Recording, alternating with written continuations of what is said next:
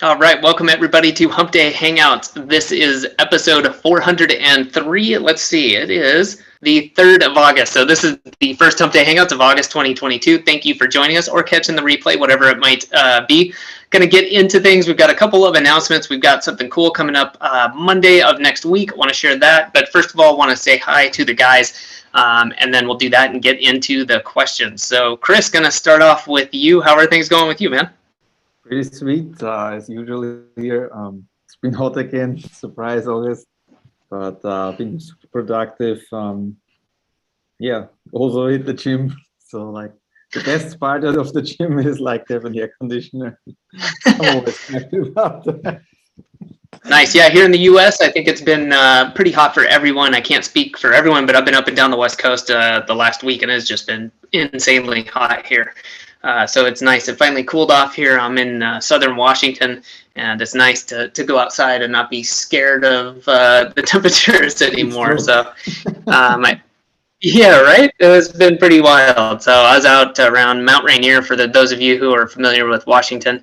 And man, it was just hot last weekend. It was in the 90s up pretty high in the mountain. So nice to be back, although I'm glad I'm not dealing with the humidity like Bradley, I assume you are. Yeah. I've been holed up in my damn office working though from like literally before sun up till after sundown. So it hasn't been, I don't know how hot it is outside because I don't ever go outside, it seems. So. I think Bradley's the guy who's like, is it January? Like, no, man, it's August. Yeah. It's like, I feel like a zombie all the time because I'm working so much right now. I mean, I'm excited about it. Don't get me wrong. I'm not complaining, but I just haven't been outside much, which is fine. It's August. It's generally stupid hot right now. So I don't mind missing out on that. Gotcha. Well, I got a few things, you guys, I wanted to get into real quick, and I know we've got a kind of a special update too. Bradley's going to be trying to share with Syndication Academy. For those of you who aren't in Syndication Academy, you don't get to see the update videos, but it's really cool. We have a team member, Essie, who does the research, who shares the updates with everyone. And so she created a short video just talking about the updates. We're going to try to share that in a minute, and hopefully we can make that work on the tech side. If not, we'll figure it out for next time. But before we get into that, I want to say too, been sending out some emails. We've got a ton of people signed up. Really happy to see people are interested in the Google Business Ranking webinar that we're going to be having on Monday, August 8th at 3 p.m. If you haven't heard about this, I'm not going to bore you to death with it. We'll talk about it here a little bit more, but I'm going to put the link down below. So if you're catching the replay, you'll want to go to semanticmastery.com/HDHO, find the link there, get registered. There's also the link on YouTube. You can look at our videos. I posted a video with the link, or hop on, get the emails and get the link that way. But we're going to be unveiling something we've been hinting at. We've been talking about it here on Hump Day Hangouts, and like, we can't really tell you about it, but it's really cool. It's something you're going to want to put in your Google Business Profile ranking toolbox. But like I said, going to drop the link, and make sure you get signed up for that. That's going to be August 8th at 3 p.m. Eastern, right, Bradley? Yeah, Monday. Yes, sir. Alrighty. We're going to be doing webinar, and we're just doing, it's been in beta for a couple of months, and we're just now coming out of it's our first, we're coming out of beta. There's still more development needs to be done, but we're going to be doing, and we call it a soft launch to our audience. We're not really doing a hard push outside of our email list and our Facebook groups and things like that. But we're giving you guys the opportunity to come check out what we've been working on for months, developing, and it's been improving. We just had a meeting with the developers just prior to this call. We've got some more developments coming, and it's going to continue to be developed. Like I said, part of why we want to bring more people in is so that we can stress test the system and get more feedback so that we can continue developing it with more features and things like that. We just today agreed on adding another feature that I'm kind of excited about, which will be a keyword tool. It's not available yet, but hopefully we'll get that worked into the dashboard in the next couple of weeks. But we're looking forward to sharing this, guys. It's just an additional tool to add to your, like Adam said, to add to your Google Business Toolbox. It is not a magic bullet or a magic pill. It's not going to solve all of your problems. You still have to have good SEO strategy, like an overall strategy. But these are going to, maps engagement signals that are going to help to push a Google map it's just, again, one like more arrow in your quiver, so to speak. So guys, come check it out on Monday. And if it pertains to you and your business, then I think you should definitely check it out and be there. Be there or be square. What's next? I like it. Yeah, part of the complete breakfast, right? Like Bradley said. So yeah, this is something you're going to want to add to the toolbox. But yeah, you've got to be taking care of business all around. We'll be talking about that on the webinar as well. So also wanted to let people know POFU Live coming up. We've had some more people sign up. So tickets are going down, but grab yours. We will be updating shortly later this month with a couple more of the speakers who are coming on board, and really looking forward to that. We're finalizing some of the talks. I'm looking forward to that. I already know what Bradley's talking about. Chris is nailing his down. I've got a few extra things I'm tagging onto mine that I want to be sharing with people about some of the AI tools and how I've been using that over the past year. Really getting excited for that. So grab your ticket, pofulive.com. That's going to be the last weekend in September. We've got the Friday VIP event. We'll be doing a virtual beer tasting with real beer. If you're in the US, we'll be shipping it to you, and you can join us online. Great way to meet the speakers, meet the other attendees, hang out, have some fun before we jump into a really full day on Saturday. Going to have a lot of great speakers. And then if you attend POFU Live, you also get free access to the recordings and all of that. So, if you need to run out and do something on part of the day, you'll still have access to the recordings and able to access that. So let's see. Other than that, I had a note about the mastermind, and I think I misplaced it since I'm on the road, but just wanted to tell people, if you want to find out more about the mastermind, you can head over to mastermind.semanticmastery.com. That's where we do the more personal interaction, if you will. We can devote an hour to Hump Day Hangouts a week, but that's where you can get a lot more interaction, not only with us, but also with each other. So if you're an agency owner, if you're into local SEO, if you're a consultant, that's definitely the place to be. And I know, Bradley, you've been, on a breakneck SOP release schedule this summer, and I think that's still true, right? Yeah, it sure as hell is. It's insane, and it's just crazy because I've built so many SOPs lately, and I've got more to do. I'm developing one now for the POFU Live event. So it's just crazy. I feel like that's what I spend more than half of my week doing every week, is building SOPs. And I understand why nobody else wants to do it, because it sucks. It's not fun, but I'm doing it so that you guys don't have to, or at least you'll have something that you can then further customize for your own specific needs. At least you'll have the base in place, if that makes sense. But also, I want to give a quick shout out to Alfredo, because I saw he posted on YouTube in the comment section. So what's up, Alfredo? I had a great call. He's one of our mastermind members. I had a great call with him yesterday for an hour. Again, a benefit or perk of being in the mastermind is sometimes when something pressing comes up, somebody can request a one-on-one call with me, and I accommodate it. As long as it's not being abused, I'm happy to be accessible for our mastermind members. And I had a 30-minute call scheduled with Alfredo yesterday, and we ended up spending an hour together. And it was great. It was great feedback. I had a really good call. I very much appreciated your time yesterday, Alfredo. So just want to give you a quick shout out and say thanks for that. And by the way, speaking of that, and during the call that we had yesterday, that was where the idea came from that Adam, Chris, and I just spoke with our developers about for developing a keyword tool that will be included in what we're going to be revealing on Monday. And so that, again, it was gold. That hour was an hour well spent with Alfredo. So again, that's another more reason why you guys should come join the mastermind. If you don't think there's value in that, then don't join, is I guess the easy thing to say. So with that, I guess, guys, are we good? Cool people like Alfredo. Adam, you're going in and out pretty bad. Something's going on with your. Oops, sorry, a little bit of a delay there. Yeah, go for it. I'm going to try. Sorry. Well, if you can hear me, just go for it. Okay, I'm going to try to play this with. This is the first attempt I'm going to do this, guys. Can one of you guys be quick to tell me in Slack chat if you do not hear the audio on this, and I'll just kill it? Assuming you can hear me, I'll let you know. Okay, let me see. How can I freeze? Let's try this. Let's And see. I'll frame the video real quick, Bradley, just so everyone knows. So this is Syndication Academy. If you're not familiar, check it out, syndication.academy. I believe this was, oh, that's right. This was the first course we released as Semantic Mastery, and still going strong with these regular updates. SE took over a team member to do the updates. And I mean, this is still core central to a lot of the training we do. And, you know, well, Bradley, I think you put it pretty well. I'll let you kind of explain to people who aren't familiar with Syndication Academy. I know, like you say, it's not that it's the, you know, the syndication part isn't as central, but it's still really important.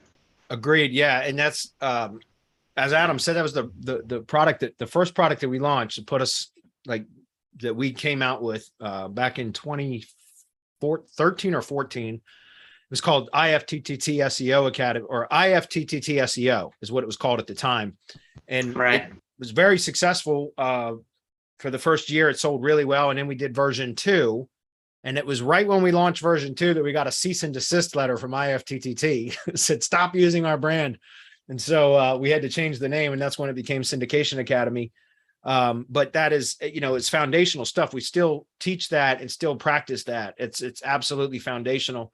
Although we don't syndicate nearly as much. And that's mainly because of IFTTT's kind of, they changed their pricing structure and all that. Now you only get like 3, I think it is, applets, they call them. They used to be called recipes, but now they're called applets on a free plan. And because we have connected IFTTT networks to pretty much everything, you know, it became, it did make sense to constantly be paying for a premium or pro account in order to enable more applets and be able to syndicate to more spots. And just over time, that kind of like syndicating content, it still has its place and it still can be helpful, because when you're syndicating your own content to other branded profiles, it's fine. There's no duplicate content issues or anything else. And that's a question that's come up for years. But you're just sharing your content, right? And that's still valuable, still has its place. It's not nearly as effective for SEO, for ranking, as it used to be, but it is good for branding. But because of the restrictions of IFTTT on, you know, not their free accounts anyways, they restricted them, which we knew was coming at some point. And it's, you know, it happened about 2 years ago now, I think. You know, we don't syndicate as much, but the method of expanding your entity footprint by getting publishing a profile or securing a profile on other platforms, social media sites, Web 2.0, social bookmarking sites, all those different kind of sites, you really help to, you're helping Google to engineer the knowledge graph, or to build the knowledge graph for the local entity or for the brand. And again, I just focus on local, so that's why I'm talking in local terms. But what I'm saying is that's still very, very powerful, and it's overlooked by so many people, even in our mastermind, and you know, people that follow Semantic Mastery just don't think that constantly building out branded profiles for a particular brand, and not just going to a you know, a third party or a vendor, a third party fulfillment provider, and ordering like 100 social profiles. That has its place too, but there's a big difference in just getting a bunch of branded social profiles and taking the time to fully optimize the branded profiles and interlink where possible, add content, you know, really flesh it out. That's what SE teaches at Syndication Academy. She took over doing the update webinars and everything when we launched version 3. And so every 2 weeks, she does an update webinar where she goes through a minimum of 2 properties, sometimes more, where she shows how to set up a profile and optimize it and interlink where available. And that is incredibly powerful. We talk about this, you know, we've said this often over the last few months, but it's not something that any one of you guys should be doing, because you guys are the business owners or the technicians or whatever, the consultant. You guys should have somebody that you pay to do that, a VA. You can pay a VA, you know, $4 or $5 an hour, whatever, and have them just once a week or once every 2 weeks, spend 2 or 3 hours. And that's all you got to do, is pay for that, to just go follow SE's training and then set up and optimize those profiles, and just do it every week. Like I said, there's an update webinar every 2 weeks. Go through those every single 2 weeks. And that way you can continually build out your entity footprint and expand your entity footprint for the brand. And you'll see that that has a significant effect for whatever reason, at least in the industries where I've applied that to, which are tree contractors. Usually around month 5 is where it has, like, everything just kind of blossoms and it just ends up ranking and becomes damn near unmovable that way. And I've seen that happen over and over and over again, which is why I recommend that none of you guys do it yourself. It's something that can be done very quickly, very easily, because the instructions are very thorough that SE provides. So a VA can go in and do this for you and for your clients. And it literally with 2 or 3 hours every 2 weeks is all it will take. So per location. So I would encourage you guys to check it out. So with that said, I'm going to try to play this little teaser video that she created for us. I don't know if it's going to work, but let's see what happens.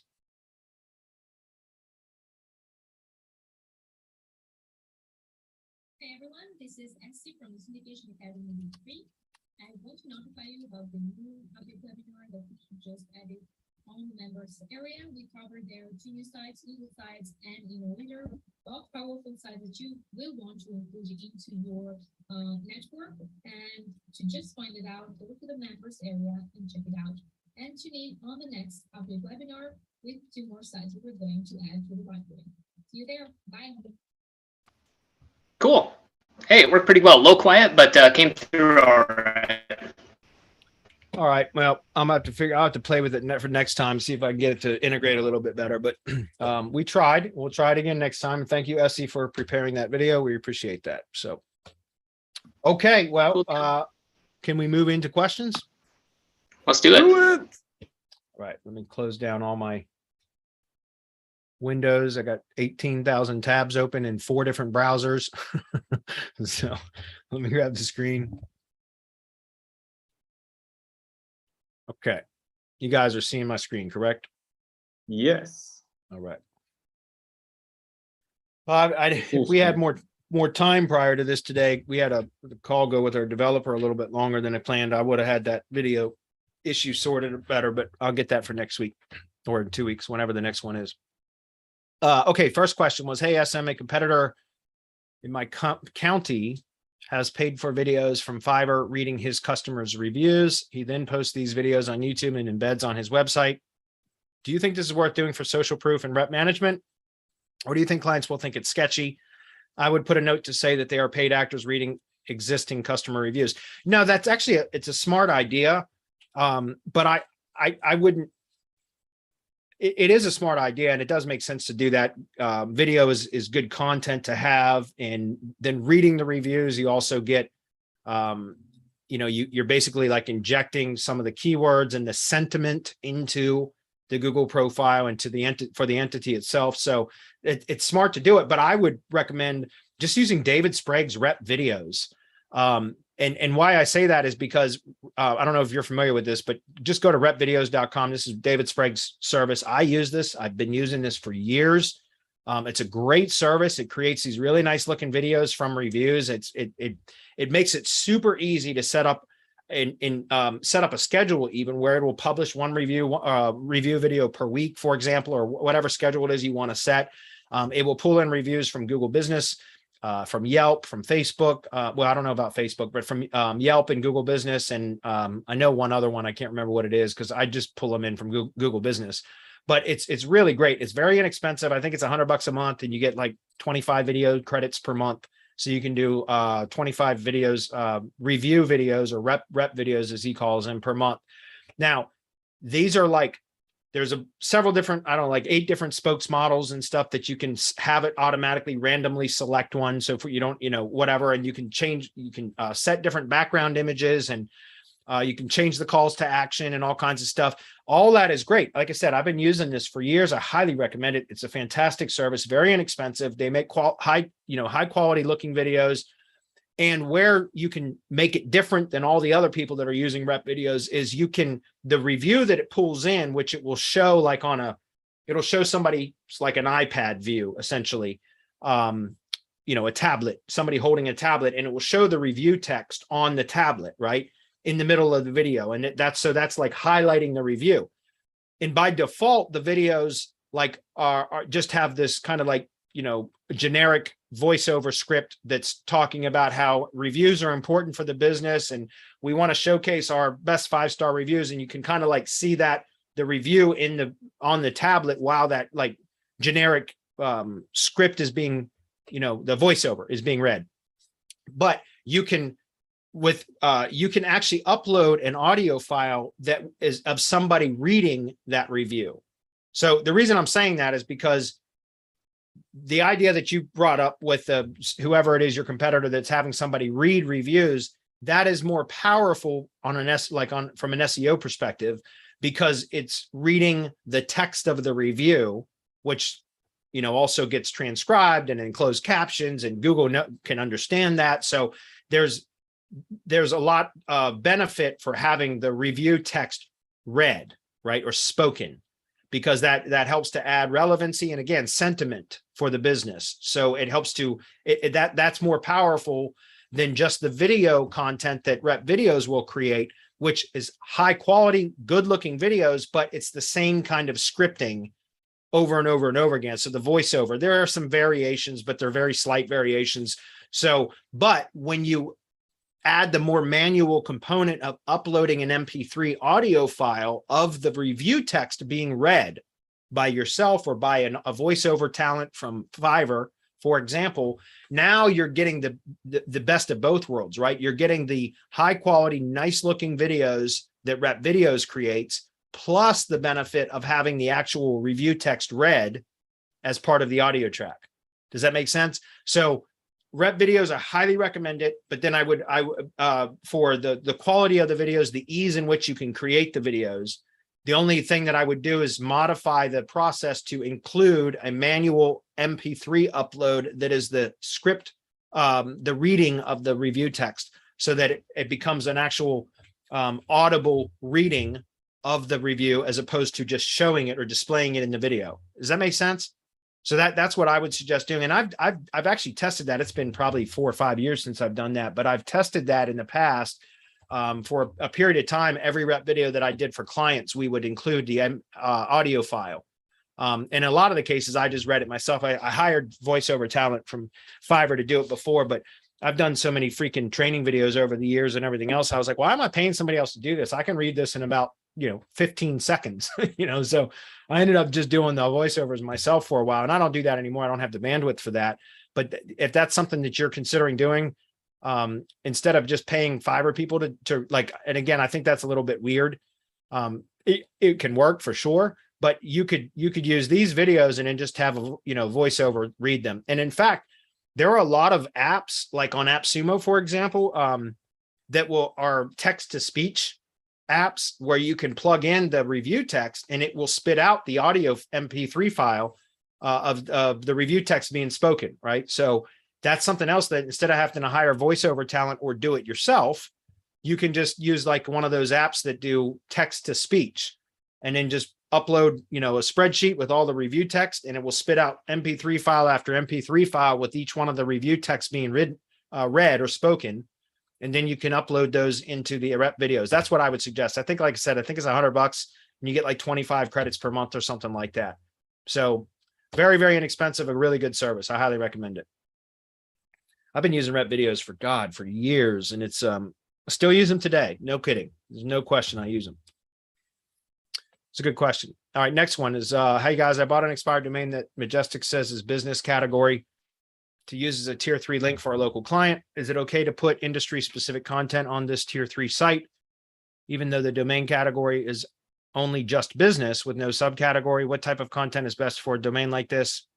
Can I buy it at Kontent Kings? Thanks. Yes, you can buy the content at Kontent Kings, number one, but the right now Kontent Kings, because it's still in beta. We way beyond where we wanted to be with that, but that is content. The pricing is for money site content. Eventually, when we fully launch that, there will be different types of content. Like you can buy link building content, which will be less expensive because it doesn't have to be as thoroughly optimized.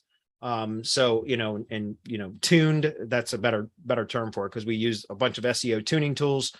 But so right now, like you're probably, you can buy the content from Kontent Kings, but we're only set up right now to do like money site content or, branded tier 1 asset content.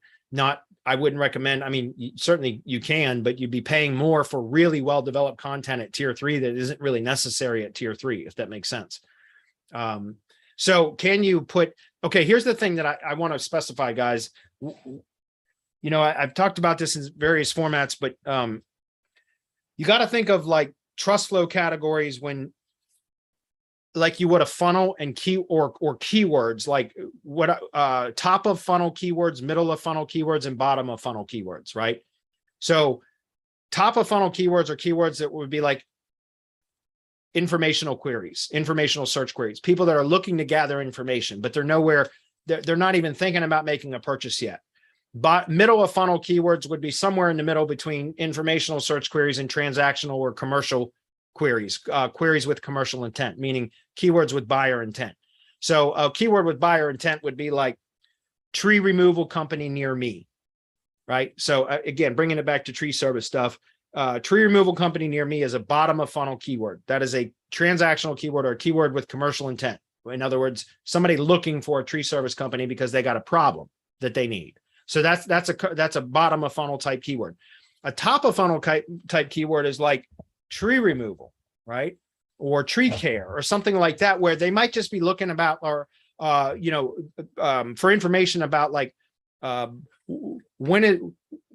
how do you know if a tree needs to be removed or something like that? Does that make sense? And in like a middle of funnel keyword, somewhere in between, right? Like just an informational query, somebody's just trying to gather information or find out more about a topic, and somebody that is looking for a solution, a product or a service to solve a problem, right? And so the same thing kind of occurs with trust flow and topical relevance. Again, trust flow is just a measure. It's a proprietary metric that that assigns a value to topical categorization of a backlink profile. It is by far not perfect.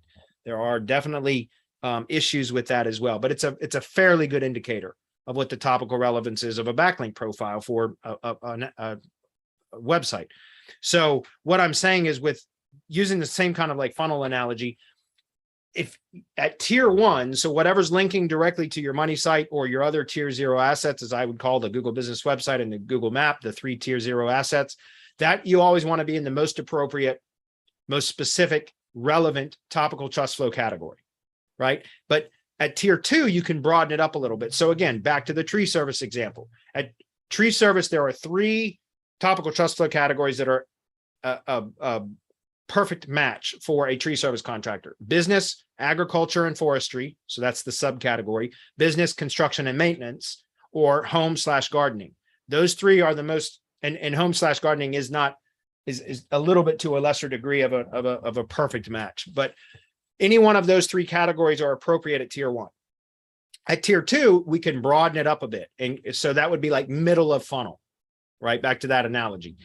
You can broaden it up a bit. You can go with just general business category, or there's science/agriculture that might be also appropriate at tier 2. At tier 3, you go even broader, right? You can go even broader and still be, but you still want some sort of relevance, some sort of relation. It should be related at some level. So like at tier 3, like regional/North America for anything in North America, or that might be a good one, right? There's a few others that at tier 3 might be appropriate. So I'm telling you all that because having a general business category applies to almost any sort of business. So it is relevant to a degree. I wouldn't necessarily recommend that at tier 1, but at tier 2 or tier 3, that's absolutely fine. But here's the thing that I want to get at is also like, what was the former content of that site? What I always try to recommend is, like, we don't just buy domains based purely on topical trust flow value or category. That's a component, that is a criteria that must be met before we will consider purchasing a domain. It has to be in the appropriate category that we need it for. But we also look at the previous content. What was the content before? It doesn't have to be an exact match. Meaning, if I'm going to go out and if I go out and pick up a domain with business, construction, and maintenance, topical trust flow is the primary category, the most prominent category, what they call topical trust flow category 0.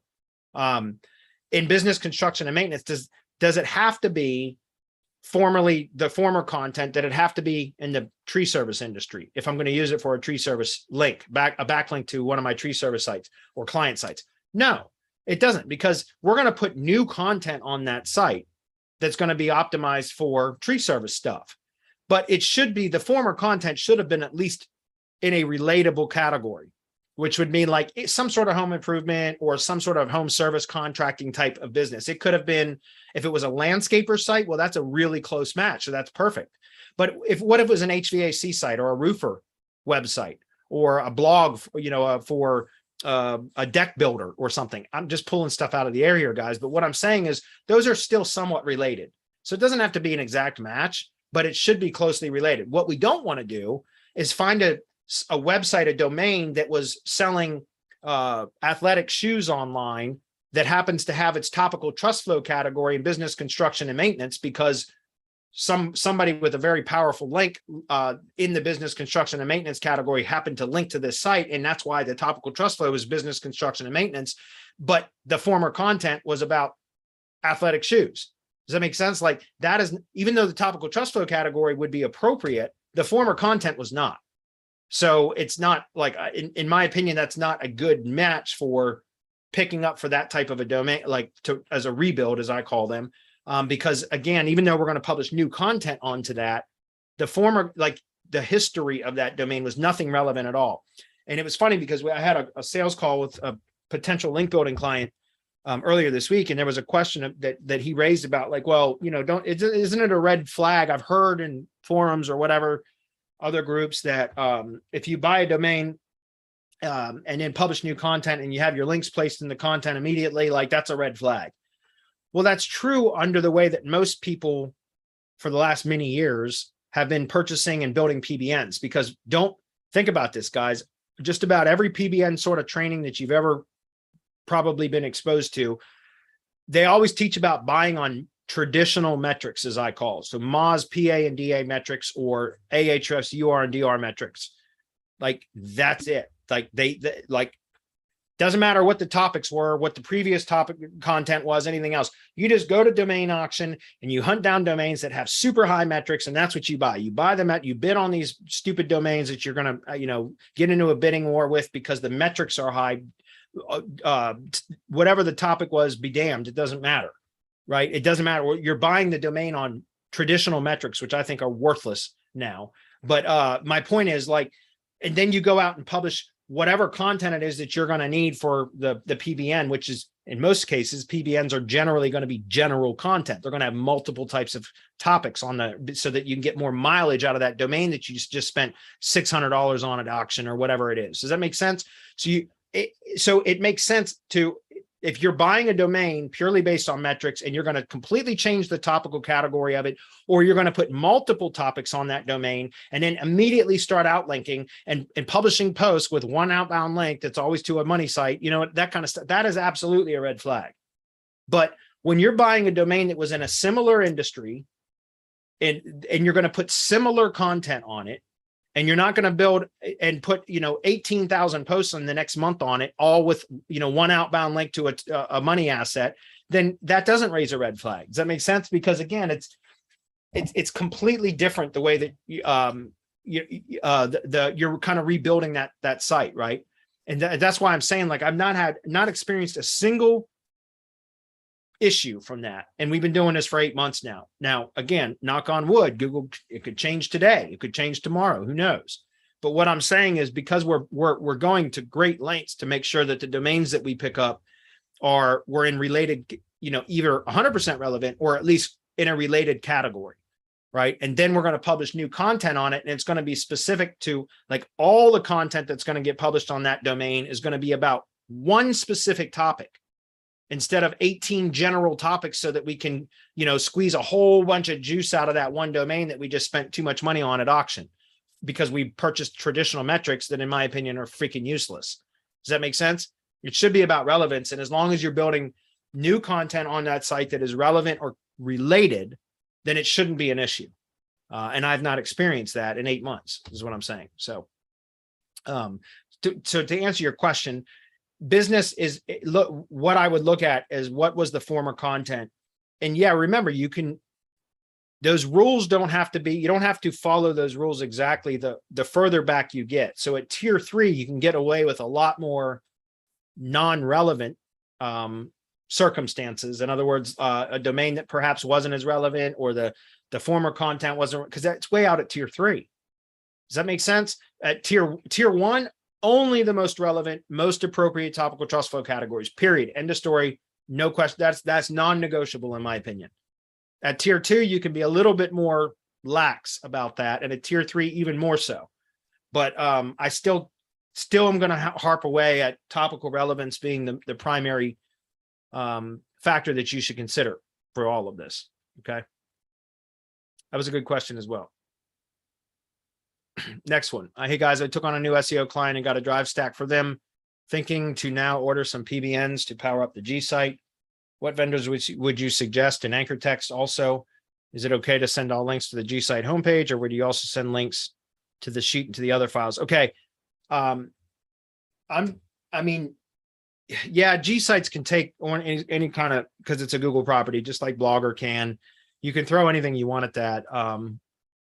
You know, I'm still gonna stress using topically relevant links, man. That is, you know, you can buy PBN links and the page that the page level relevance will be there, but likely the domain level relevance will not.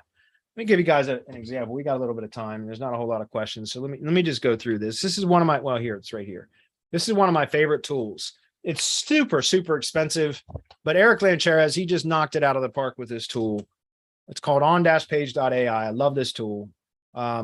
Super expensive. It really is, but it's badass. And this is what kind of helped me to like understand, like before Eric launched this tool, he was kind of preparing to launch the tool. So he's generating some buzz from his list. I've been following Eric for many, many years, God, 10 years at least. So I'm on his email list. And when I was kind of thinking about starting a link building business, I was using a third-party vendors at the time. And I was researching like why links that I was paying $300-400 for one link. I'm not kidding, like high quality guest posts and things like that. And they just weren't moving the needle like they used to. And I was trying to figure out why. And so I started doing a bunch of research on my own, and lo and behold, this was right around the end of the last year. Eric was preparing to launch On-Page AI. And so he was doing some training and some emails and teasing it before the launch webinar, the beta launch webinar, which I was on. I joined when he launched it for beta access and all that. And then I canceled it for a while. And then I came back. But long story short is, this is what I'm trying to get at here. I'm going to open up this image in a new tab. This is what I'm trying to get at with this is there's when the relevancy of a backlink, there's just like PA and DA, so page authority and DA metrics or domain authority metrics. And just like URL rating and domain rating, there's page level metrics and domain level metrics, right? And we always have to look at both whenever we're analyzing backlinks or anything else. We always look at page level metrics and also domain metrics, right? The same thing goes with relevance. You look at page level relevance and domain level relevance. In PBNs, whenever you buy a link from a PBN, what are you doing? You're buying page level relevance, right? You're going to get a post published on a domain, a PBN domain, and the post should be relevant to what it is that you're linking to, your target URL. It should be relevant. But what is the domain? What is the most prominent category? And this is Google's NLP, right? Google can scan a page and it determines what the two most, and sometimes three most prominent categories, topical categories are of that page. And it does. And so there are page level relevance metrics and domain level relevance metrics. And again, so it's a two-step process, right? Google can algorithmically crawl a domain. This is not something that requires manual review, right? This is programmed in. The algorithm looks at a link and crawls it back to its source. The first place it crawls back to is its source, which is at page level. So it's referring page, right? The referring page is the URL, the page that the link is placed on. And it scans it with its NLP and very quickly identifies it's either going to be 1, 2, or I've seen sometimes 3 topical categories listed as like, these are what the most prominent or the primary topics of this page are, right? And it has very much like Majestic's topical trust flow categories. Google's NLP has topical categories that are similar to Majestic's topical trust flow categories. It's not the same, but they're similar. So what I'm saying is that the bot first looks at the link, crawls it back to its source, and scores the relevance topical category of that page. And if it's a match, great, green, it gets the green, it passes that test. But then it scans the domain, the source domain, and it looks at the topical category of the source domain. Is that a match? If that's not a match, that link just now has become less valuable. It doesn't mean it's toxic. It doesn't mean that it's totally devalued, but that link is now less valuable because it's not a perfect match, topical relevance match between page level and domain, source domain. Does that make sense? And this tool is what kind of seeded that idea for me. And when I heard Eric say this, instantly it clicked with me. I was like, that's what I've been missing. We're buying links at page level relevance. Yes, that's what we're paying for. We're paying for page level relevance, but 9 times out of 10, if not 95% of the time, so 9.5 times out of 10, the domain level relevance is not there, because especially like on a PBN or high dollar guest post, the topical category, the primary topical category of the domain itself, so is typically never in the same category as what my target is. Does that make sense? The page level, yes, page relevance, that's what you're paying for. You're paying for page level relevance, but you're not getting domain level relevance most of the time. If you can get both page and domain level relevance, topical relevance, now that link is considerably more valuable. It's given considerable more weight. And this tool is you know, again, it's stupid expensive now, but it's a great tool. And this is precisely where when I heard Eric say this, I was like, that's what I'm missing. We've been buying links at page level relevance, but not domain level relevance, which is how I developed the semantic links method, which is to go out and find domains that are relevant in the appropriate category. And that's why we build one-page websites, because now the source page that we get the link from is also the same category as the domain. Does that make sense? We are knocking out page level relevance and domain level relevance all in one fell swoop by building one-page HTML sites on domains that have the topical trust flow category that I need. And that's the only metric that we use, but essentially that is in the appropriate topical category. And since we're building one-page websites, we're not on the referring page is the referring domain. So we're getting the topical relevance match at both levels, page level and domain level. Does that make sense? And that's why this works so good.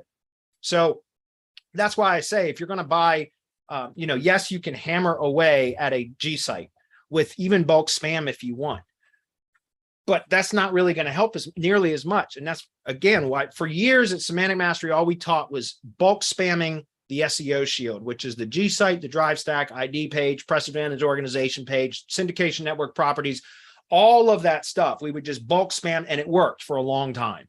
But when it stopped working, it started to not work. That's when I started investigating all these other link building methods and trying to figure out. And so I switched to buying guest posts and link insertions. And I'm not kidding. I would spend anywhere between $150 to $400 for one stupid link. And I was spending thousands of dollars per month on link building for my clients and my own stuff. And I was not getting nearly the kind of results that I should have. So that's when I started investigating why. I started trying to figure out, why are these links not working anymore? And that's when, again, Eric was just perfect timing that he was launching on-page AI at that time. And when I heard about that, like page level relevance and domain level relevance, it instantly clicked. It made sense. And I was like, that's the missing component. So I started investigating and testing. And sure enough, I can go out and find a domain for 10 to 15 bucks, register it for a year, publish new content that and host a HTML one-page site and get that hosted and get more of an effect from that than a $300 guest post link, because I'm getting both page level and domain level topical match versus only paying for page level match. And all of a sudden, when the domain level topical category isn't a match, it's a non-relevant category or an unrelated category, then that link now has just been devalued. I'm not saying it's devalued entirely, but it is not nearly as effective as it could be as if you got a match. So all of that is to go back and say, yes, you can hammer away at gsite all day long with links and PBN links.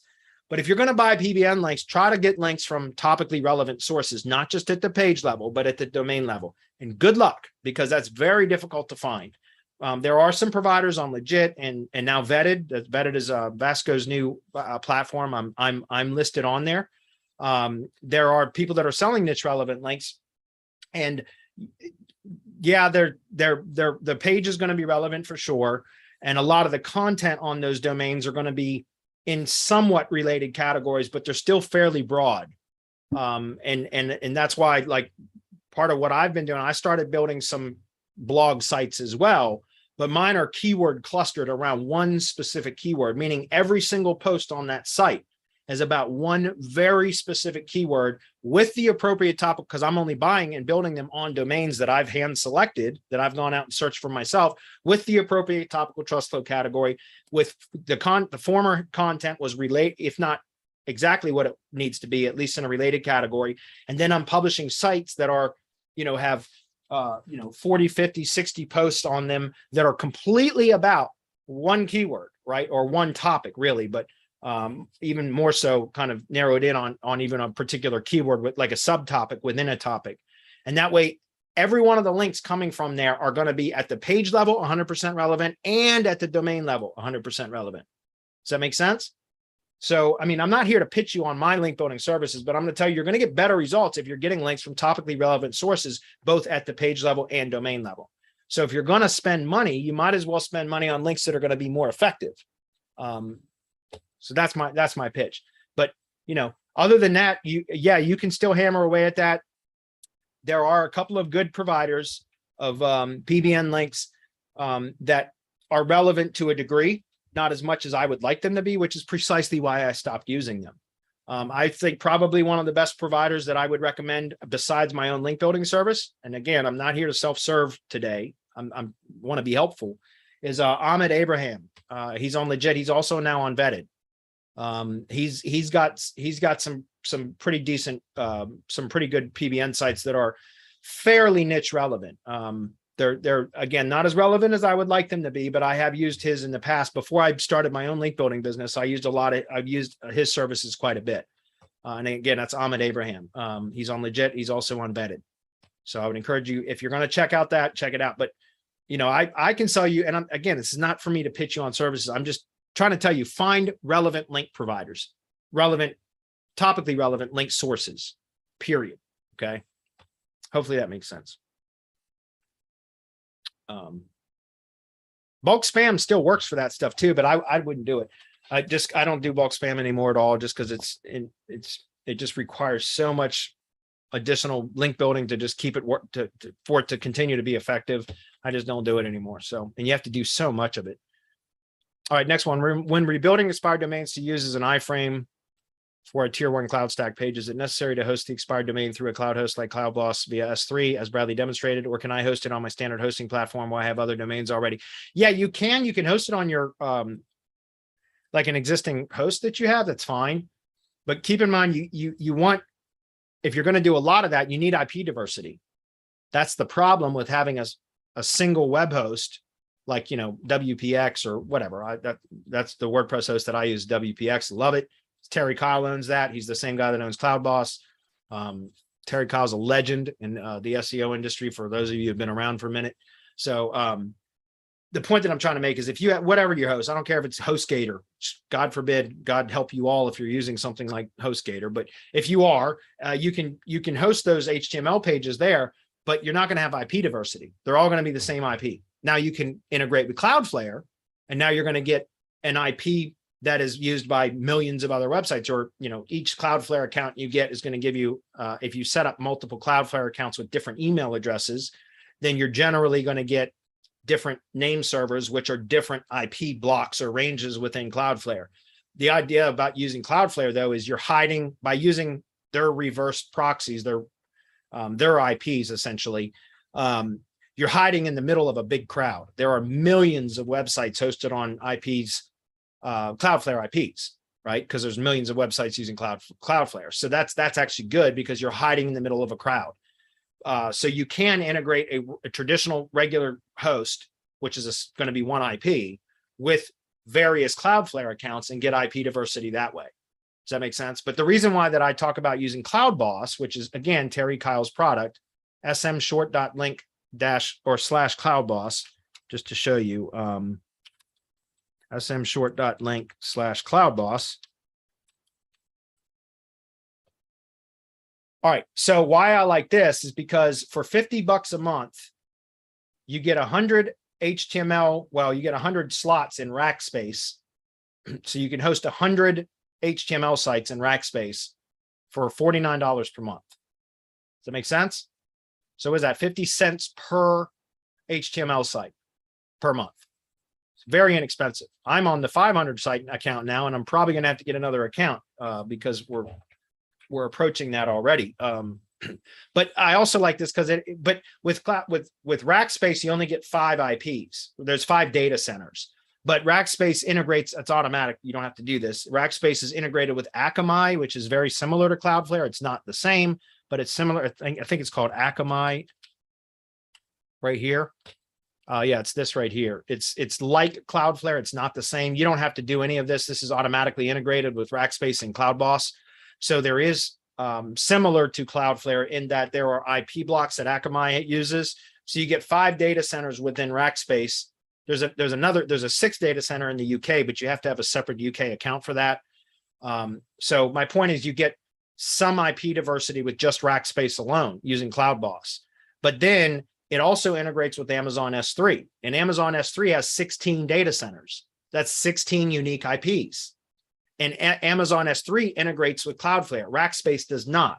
So by having Cloudflare integration with Amazon S3, now you can significantly multiply the number of IPs that you have from the 16 S3 data centers. So for example, if you have 10 Cloudflare accounts and you have 16 data centers in S3, now you have 16 IPs, and now you have 10 Cloudflare accounts that you can duplicate. So you can essentially have 176 IPs from one S3 account using Cloudboss. Does that make sense?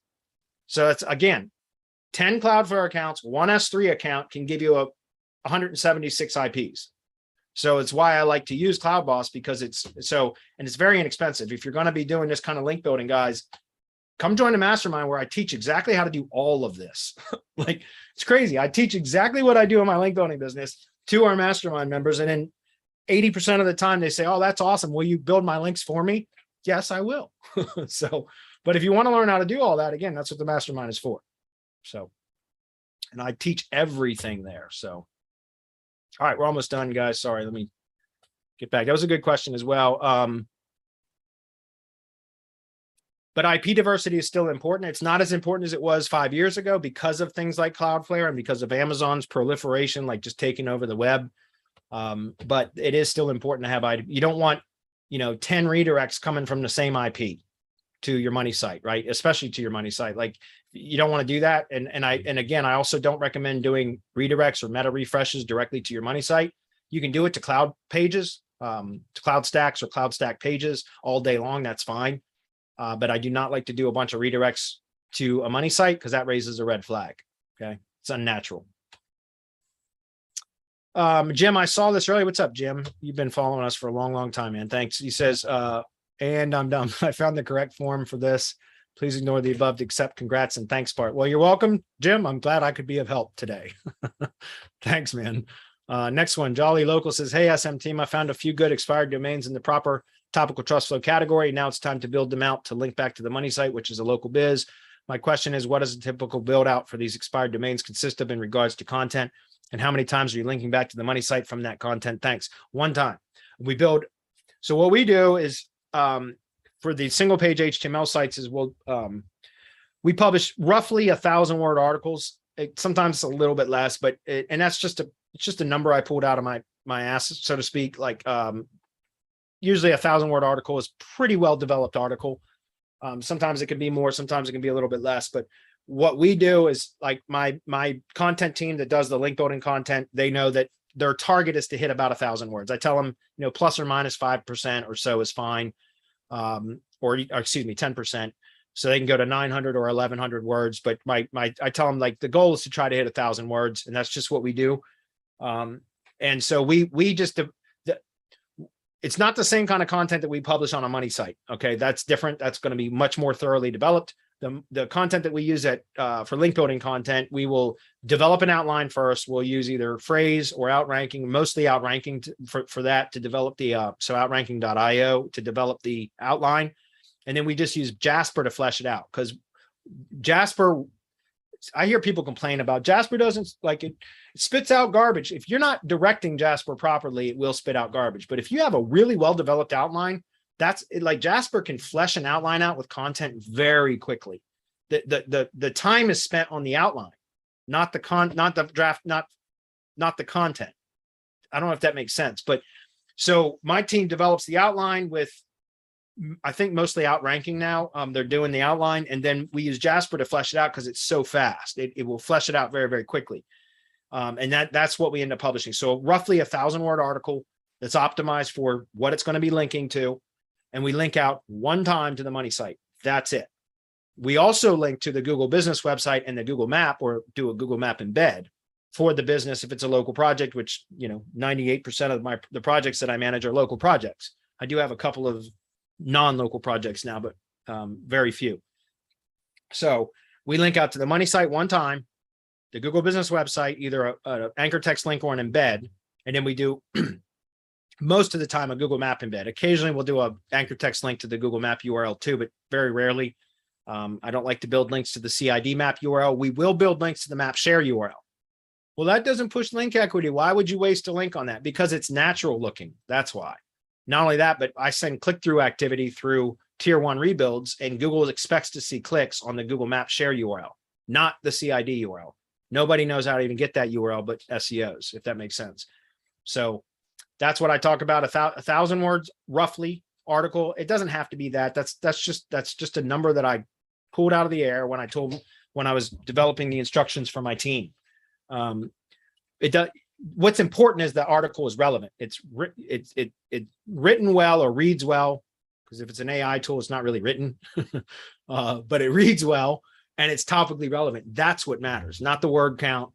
And that's it. You just publish that content and link out to your money site. Don't link out to 8 different pages on your money site, because that's not really a good practice. The best practice is link to one target URL on your money site, but you can expand kind of the reach of that rebuild domain by also linking to your other 2 tier 0 assets, right? That's what I call the holy trinity of the local entity, right?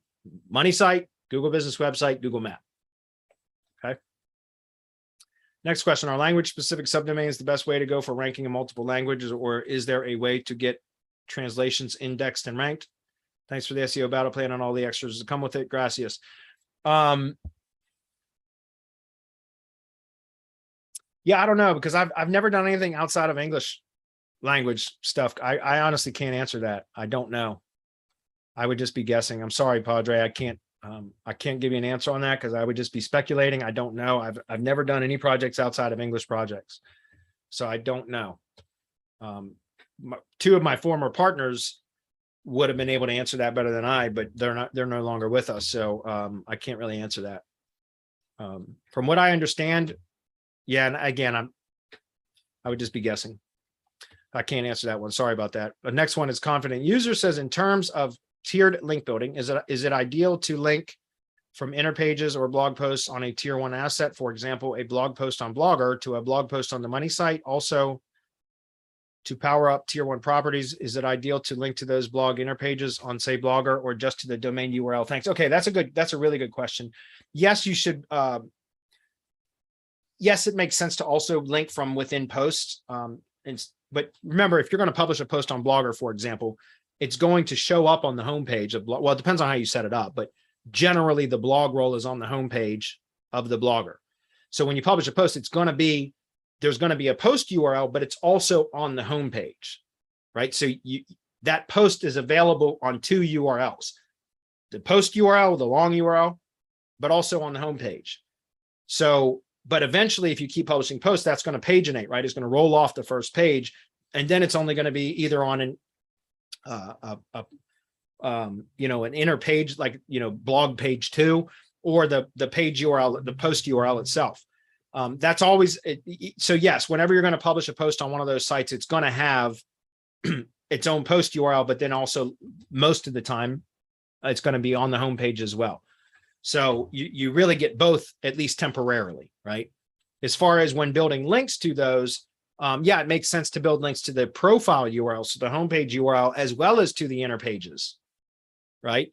And think about how that, and it's time for us to wrap this up, guys. I'll try to answer, I think it's just this one and one more. So I can stay just a couple minutes beyond. But what I'm saying is, think about this. When you're hitting a profile URL, so the homepage URL, you can hit it with more broad or general terms.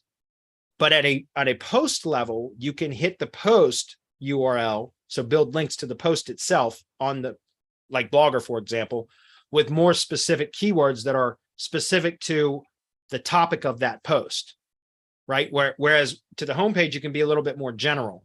So it's about, again, think about where you're pushing relevance and why, right? So you want to push the most specific relevance directly to the post, but a kind of broader relevance to the homepage URL, because the homepage is going to display posts about various topics, all related to the same category. Yes.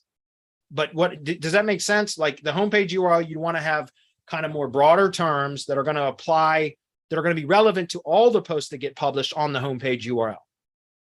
But the individual, like the specific post URLs, you can hit those with more specific anchor text that are more appropriate for the topic of that post, right? So again, be more strategic about your link building and where you're going to build links and how you're going to push relevance and how, remember the funnel analogy that I used at the top, right?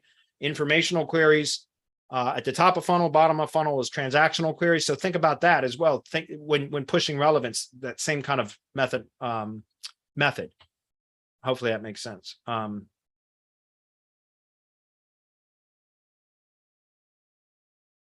Yeah. And same thing with if you're going to be publishing posts on Blogger, just as an example, it makes sense to link from the Blogger blog post to your money site, but also to the homepage of Blogger. So now you're creating an internal link in Blogger to the homepage so that when you hit that post URL with links, it's going to flow through to the money site because of the link to the money site, but it's also going to power up the homepage URL. You see how you're getting like you're going to squeeze some more juice out of that link that's built to the Blogger post by pushing some of that equity to the homepage. Hopefully that makes sense.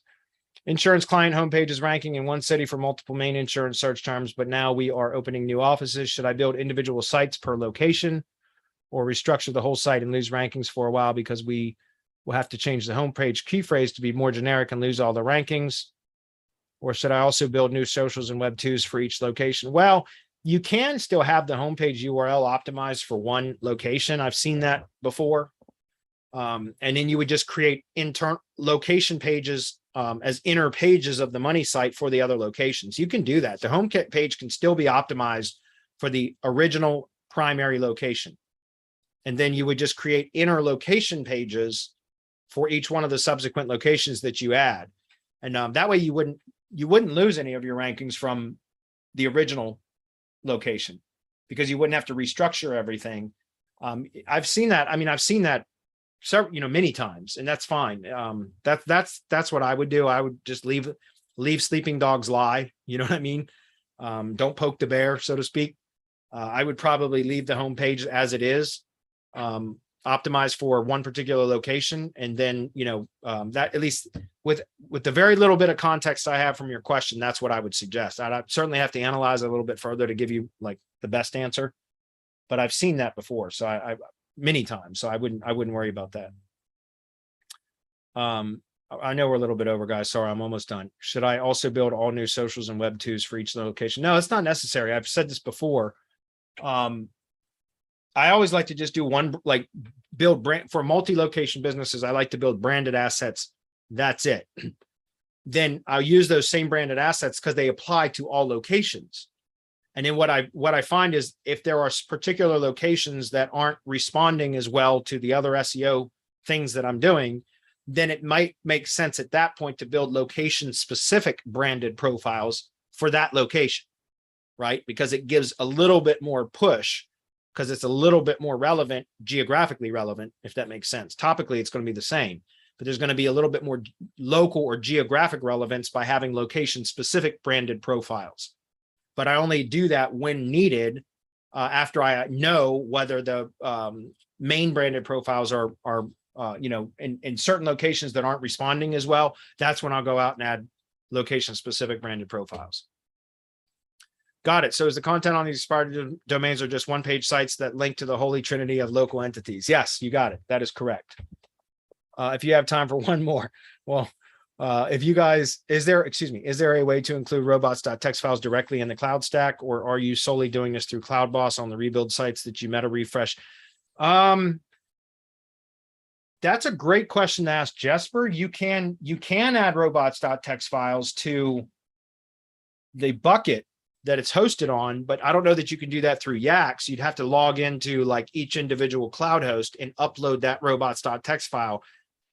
Again, I haven't tried it with Yax. That's probably something that Jesper could add into it to be able to add additional files into a bucket that was created. So that's something you might want to check on, or just ask Jesper in his group, the Yax group, ask him about that, or send him a support ticket, whatever. That's something that could very easily be added to Yax. I'm not going to speak for Jesper, but that is something that I'm sure could be added.